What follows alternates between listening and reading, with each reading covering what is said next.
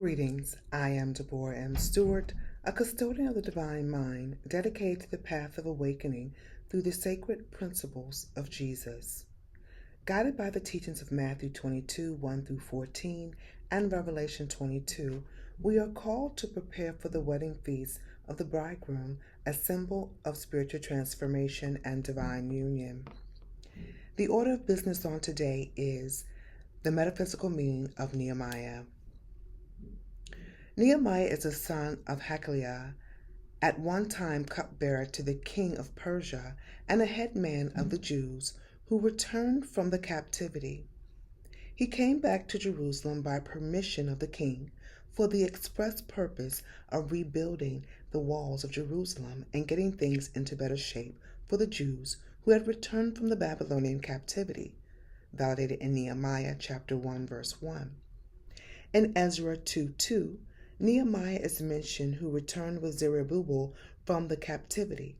In Nehemiah 3:16, we read of Nehemiah the son of Azbuk who helped to repair Jerusalem's wall. In Nehemiah 1, Nehemiah represents one who has been carried away from spiritual peace, Jerusalem, into the confusion of sense, Babylon, and is desirous of again restoring the holy city. Nehemiah has his representative in all those who have once realized the peace and joy of the spiritual life, but have been captured and led away by the power of sense thought because of laxity in keeping the divine law. Nehemiah 1:11 shows the earnest faith and simplicity of this spiritual-minded man.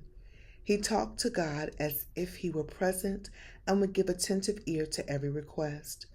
This confidence in the power of God is what stirs the ethers of mind and sets into action elements in soul and body that speed the consummation of every request. Divine mind works through man, but it does great things only through the person who has absolute faith. Nehemiah was but a cupbearer, slave to the king of Babylon, but his prayer lifted him into such courage and confidence in God and himself that he went to Jerusalem and inspired the poor, downtrodden remnant of Jews remaining there to rebuild the walls of that city. The prophet Nehemiah, validated in Nehemiah chapter 4 verses 1 through 20, is the faithful, persistent one within us that believes in this divine possibility for man, the rebuilding of the walls of Jerusalem, which is a symbolical description of the reconstruction of the soul consciousness so that it will keep out negative and error thoughts and conditions. This, of course, result in a renewed and spiritualized body. Nehemiah can also be said to be that in us which inspires us to higher and better things. He represents, too, the boldness and the courage that set about the rebuilding of the character weakened by sin.